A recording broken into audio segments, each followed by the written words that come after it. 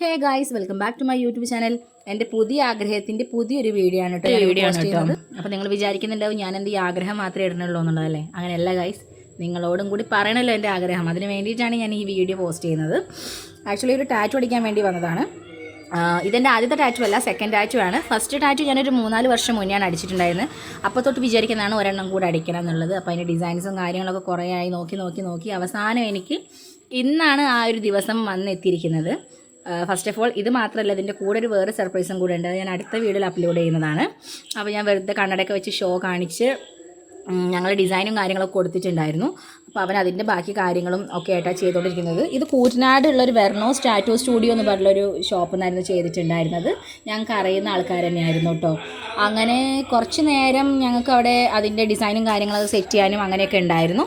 അത് കഴിഞ്ഞിട്ട് കയ്യിലെ ഹെയർസും കാര്യങ്ങളൊക്കെ അവൻ റിമൂവ് ചെയ്തെന്നു. ആക്ച്വലി എൻ്റെ കയ്യിൽ അങ്ങനെ ഹെയർസും കാര്യങ്ങളൊന്നും ഉണ്ടായിരുന്നില്ല. നോർമലി എൻ്റെ കൈ പ്ലെയിനാണ്. അപ്പോൾ അങ്ങനെ എൻ്റെ ഡിസൈനും കാര്യങ്ങളൊക്കെ വെച്ച് അവനത് അറ്റാച്ച് ചെയ്ത് തന്നു കേട്ടോ.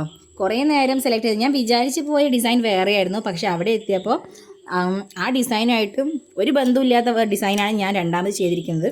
അതും അവസാനം കുറേ നേരം നോക്കിയിട്ടാണ് ഫൈനലൈസ് ചെയ്തിട്ടുണ്ടായിരുന്നത് കേട്ടോ. എനിക്ക് നല്ല ടെൻഷൻ ഉണ്ടായിരുന്നു, കാരണം എനിക്കറിയാം ടാറ്റു ചെയ്യുമ്പോൾ വേദന ഉണ്ട് എന്നുള്ളത്. പക്ഷെ എന്നാലും കുറച്ച് മുന്നേ ആയിരുന്നല്ലോ. എന്നാലും ഒരു ഓവർ ടെൻഷൻ, വെറുതെ ഞാൻ ഇങ്ങനെ ഇരുന്നിട്ട് ഇങ്ങനെ ഹൈപ്പർ ടെൻഷൻ അടിച്ചിരിക്കുകയായിരുന്നു. അപ്പോൾ അവൻ്റെ അടുത്ത് ചോദിക്കുന്നത് ഓൾറെഡി ചെയ്തതല്ലേ, പിന്നെ എന്തിനാണ് ഇങ്ങനെ ടെൻഷൻ അടിക്കണതെന്നൊക്കെ.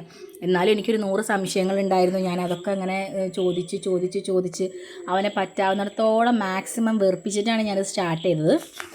അങ്ങനെ ഞാൻ ഇരുന്ന് സെറ്റായി അവനത് സ്റ്റാർട്ട് ചെയ്തു. അത്യാവശ്യം നല്ല പെയിൻ ഉണ്ടായിരുന്നു കേട്ടോ. എനിക്ക് ഓരോരുത്തർക്കും ഓരോ എക്സ്പീരിയൻസ് ആണല്ലോ. പിന്നെ ഒന്നാമത് ഞാനിങ്ങനെ കൈയിൻ്റെ സൈഡ് പോർഷനിലാണ് ചെയ്യുന്നുണ്ടായിരുന്നത്. അപ്പോൾ അതിൻ്റെ കുറച്ചിങ്ങനെ സെൻസിറ്റീവ് ഭാഗങ്ങൾ എത്തുമ്പോൾ നല്ല പെയിൻ ഉണ്ടായിരുന്നു. ചില ഭാഗങ്ങളിൽ വലിയ ബുദ്ധിമുട്ടുണ്ടായിരുന്നില്ല. ഈവൻ എന്നാൽ തന്നെ ഞാൻ ചെറിയൊരു ഡിസൈനാണ്, ചെറിയ രീതിയിലൊരു ടാറ്റു ആണ് കയ്യിൽ സെലക്ട് ചെയ്തിട്ടുണ്ടായിരുന്നത്. അപ്പോൾ ഞാനിങ്ങനെ വിചാരിക്കുക, ഈ മേല് നിറച്ച് കുത്തുന്ന ആൾക്കാരെയൊക്കെ സമ്മതിക്കണമല്ലേ, ഒരു പെയിൻ കില്ലറോ ഒന്നും ഇല്ലാതെയാണ് അവർ ഈ സൂചി ഇങ്ങനെ മേത്ത് കയറാൻ സമ്മതിക്കണത്. നമുക്ക് ഇതന്നെ ഭയങ്കര ബുദ്ധിമുട്ടായി തോന്നിയിട്ടുണ്ടായിരുന്നു. നിങ്ങൾക്ക് എൻ്റെ എക്സ്പ്രഷൻ കാണുമ്പോൾ മനസ്സിലാവും ഗൈസ് ഞാൻ എത്രത്തോളം വേദന കടിച്ച് പിടിച്ചിട്ടായിരിക്കുന്നത് എന്നുള്ളത്. ഒന്നും ഒച്ചത്തിൽ നിലവിളിക്കാനൊക്കെ തോന്നിയിട്ടുണ്ടായിരുന്നു. പക്ഷേ ഞാൻ പിടിച്ചിരുന്നു. ഏട്ടൻ ഇങ്ങനെ പറയുന്നുണ്ടായിരുന്നു, ഈ ആയിട്ട് വിചാരിച്ച് ചെയ്യുന്നല്ലേ, അനുഭവിച്ചോ എന്നുള്ളത്. പക്ഷേ അതിൻ്റെ കൂടെ സപ്പോർട്ട് ചെയ്തിരുന്നു കേട്ടോ. എന്താണെങ്കിലും കുറച്ച് നേരം ഒരു 10-20 മിനിറ്റാണ് എനിക്ക് എൻ്റെ ടാറ്റു ചെയ്യാനുണ്ടായിരുന്നത്.